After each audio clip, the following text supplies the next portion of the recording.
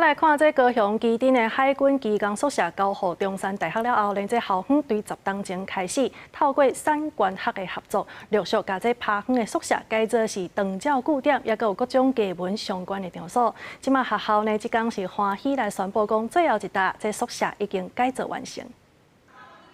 主任将电火测度，也代表基丁的社区大学据点，甲唯一的独立测点，对15起会伫海军旧宿舍者为大家服务。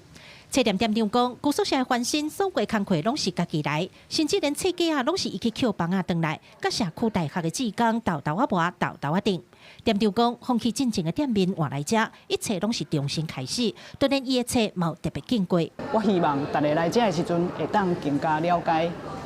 在地。 而且佫有居民，佫会当参与伫遐交流，所以有了啊改变的所在，就是阮尽量会当互大家知影讲造船产业，还有海军的这个设施，关心咱在地一寡少年人，还是讲想要往迄教学发展的，所以